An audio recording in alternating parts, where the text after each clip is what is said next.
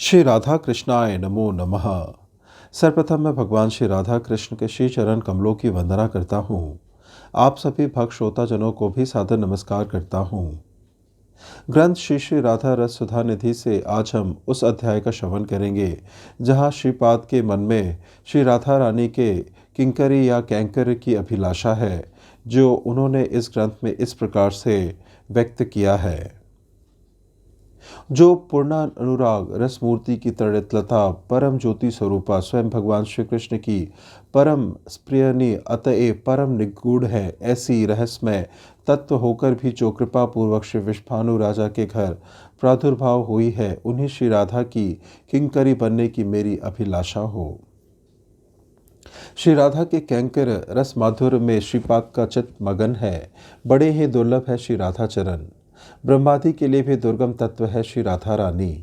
पिछले श्लोक की प्रार्थना थी, जन्म जन्म में मुझे श्री राधा का कैंकर प्राप्त हो। यद्यपि भक्तों का प्राकृत कर्म बंधन जनित कोई जन्म नहीं, तथापि तीव्र राधा दास की कामना ही इस प्रकार की भाषा में मूर्त हो उठी है। भाषा ही मनोभाव व्यक्त करने का माध्यम है। राधा कैंकर की वासना ने अन्य सभी वासनाओं को कवलित कर लिया है। भक्त महानुभाव प्रार्थना करते हैं, हम लोगों की समग्र तृष्णा गोविंद चरणों को केंद्र बनाए। पर गौड़ीय वैष्णवों के प्राण इससे भी शीतल नहीं होते, जब तक कि उनकी समग्र कामना श्री राधा चरणों का आश्रय नहीं ले लेती।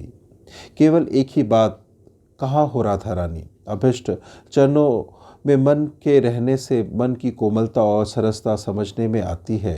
श्रीमन महाप्रभु की विशेष कृपा में श्रीपाद सरस्वती चरण डूब गए।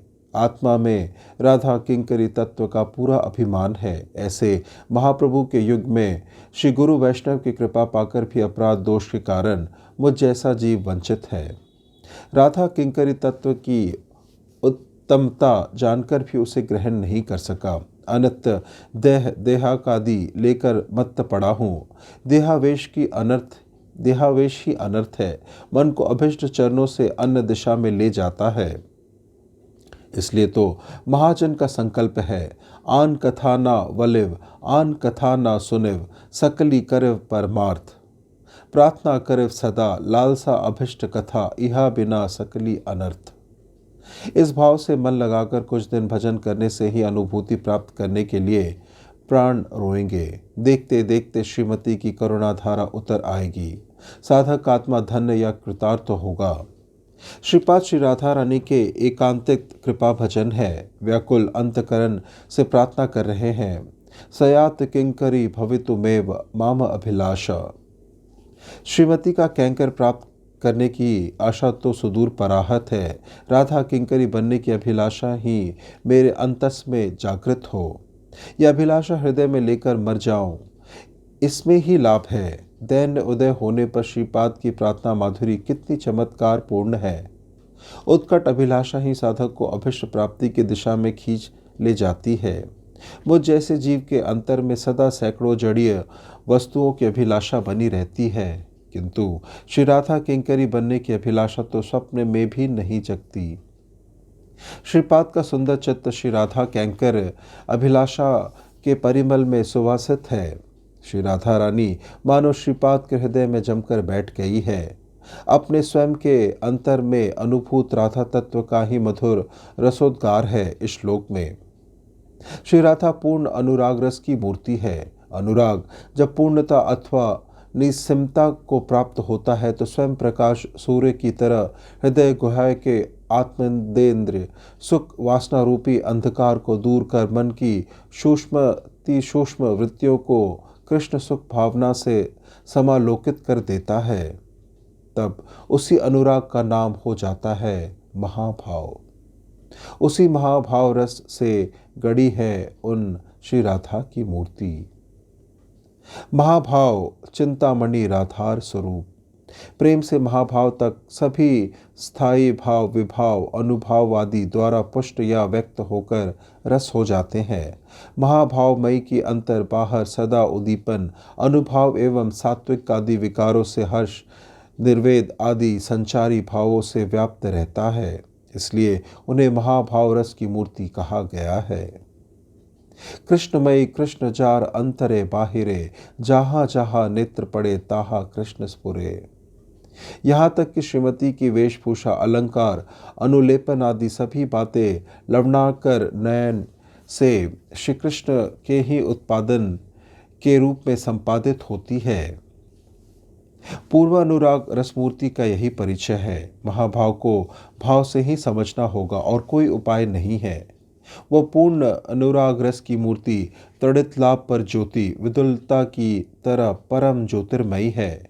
विश्व के तेजस पदार्थ की विकार विद्युत की उत्कट ज्योति से आंखें झुलस जाती है, किंतु इस महाभाव रस के विद्युत विकास से आंखें शीतल हो जाती है। दृष्टा के अंतस में अमृत रस की शत शत लहरियां खेलने लगती है। इसलिए वह परम अर्थात श्रेष्ठ उपायदे एवं सर्व सुखद ज्योति है। उनकी सुहेम कांति से वृंदावन उजागर है। नव चंपक गौर कांति भी कृत वृंदावन हेम रूपातम, भज कामपि विश्वा मोहनी मधुर प्रेम रस आदि देवताम। जो नवचंपक गौर कांति माला से वृक्षलताओं की श्यामलताओं से उज्ज्वल हरितवर्ण वृंदावन को सोने के आलोक से स्वर्णमय किए दे रही हैं, उन्हीं मधुर प्रेमरस की अधिदेवता विश्व मोहिनी श्री राधा का भजन करो। भगवत गीता में अर्जुन भगवान से कहते हैं, सर्व समाप्नोसि ततोसि सर्व, अर्थात तुम समस्त चराचर में व्याप्त हो, इसलिए तुम्हारा एक नाम है सर्व। उसी प्रकार जो विश्व में व्याप्त है, उन्हीं श्री कृष्ण का एक नाम है विश्व। अतएव विश्व मोहिनी शब्द के अर्थ में यह उपादेय स्वर्ण ज्योति श्री कृष्ण की मोहिनी है। श्रील बिलव मंगल ठाकुर ने श्री कृष्ण कर्णामृत में श्री कृष्ण का बार बार ज्योति रूप में वर्णन किया है और ज्योति के मुख पर हंसी प्रस्फुटित की है और कभी ज्योति के मस्तक पर मोरपंख विन्यास किया है। अतएव यह श्याम ज्योति मूर्त ज्योति ही लगती है। श्रीपाद का यह पूर्ण अनुराग रस की मूर्ति तड़ित लाभ परम ज्योतिशील बिलव मंगल ठाकुर की मूर्त श्याम ज्योति की भी मोहनी है। इसकी हेम प्रभा देखकर आनंदमय का अंतस आनंद रस से सराबोर हो जाता है। तभी तो कहा जाता है, यह ज्योति भगवतो रतिमम, अर्थात श्री कृष्ण के लिए भी परम स्प्रियणीय है। माधुर्य लीला में भगवान शब्द का प्रयोग कर एक अनवद तत्व की ओर संकेत किया गया है। भगवान समग्र ऐश्वर्य, वीर, यश, श्री इत्यादि षड्विध ऐश्वर्य के पूर्णतम निकेतन होकर भी राधा माधुरी के आस्वादन में सतत स्पृहाशील है। स्वरूप और ऐश्वर्य के ऊपर ही माधुर्य की प्रतिष्ठा है। जो असमोद्धूर्त ऐश्वर्य माधुर्यमय है, परम मधुरा श्री राधा के सौंदर्य माधुर्य के प्रति उनकी भी मोहनता वास्तव में रमणीय है। अथवा भक्त श्रीकाम महात्मते इति अभिधनात्, भक्त शब्द की श्री काम महात्म्य इत्यादि व्याख्याएं भी मिलती है। अनंत सौंदर्य माधुर्य के मूल निकेतन स्वयं भगवान श्री कृष्ण के लिए भी परम स्प्रियणीय है श्री राधा की रूप माधुरी। हे राधे, तुम्हारा यह रूपोत्सव त्रिभुवन के साथ मुझे कंपित कर रहा है। अद्भुत हेम ज्योति अपार सौंदर्य निकेतन श्री गोविंद के हृदय में वास किए हुए हैं। महाभाव के उत्पन्न कांति माला है, तभी सच्चिदानंद पर उसका इतना प्रभाव। श्री कृष्ण के पूर्व राग को लेकर महाजन भी कहते हैं, यह तड़ित लाभ परम ज्योति परम रहस्यमय है, परम निगूढ़ तत्व है श्री राधा।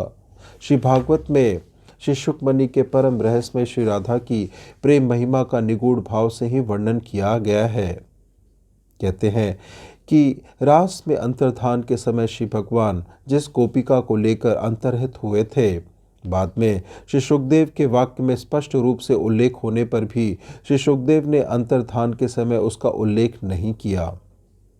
इसमें उनका अभिप्राय यही है, वे सोच रहे हैं, नाना भगवत आविर्भावों की बात भागवत में वर्णित होते हुए भी ब्रजेंद्र नंदन नंदन श्री कृष्ण में मेरा आग्रह विशेष है, और नाना परिकरों के होते हुए भी ब्रजवासियों में मेरा आग्रह विशेष है। फिर ब्रजवासी भी बहुत से हैं, पर ब्रजदेवियों में ही मेरा सर्वाधिक आग्रह है। यह बात मेरे श्रोता समझ गए हैं, किंतु ब्रजदेवियों में भी श्री राधा में मेरा सर्वाधिकतम आग्रह है। वे ये सब नहीं समझ सके। श्री राधा की यह उत्कर्षतमता परम रहस्यमय है, अतएव साक्षात ये बताने में मेरा चित्त संकुचित होता है। फिर जानकर भी ना बताओ तो ज्ञान खलता का दोष लगता है। इसलिए दोनों ही पक्षों की रक्षा कर श्री राधा की सखियों के वचनों के माध्यम से उनकी महिमा प्रकट करूँगा। फिर सखी वचनों में साधारण जन को अविश्वास हो सकता है। इसलिए विपक्षा और स्प्रिय पक्षा दोनों ही के वचनों के सहारे बीच बीच में व्यंजनावृत्ति द्वारा श्री राधा की महिमा प्रकट करूँगा। यदि कभी अवेशवत स्वयं भी कह बैठूं, तब भी साक्षात रहस्यमय श्री राधा के नाम का उल्लेख नहीं करूँगा।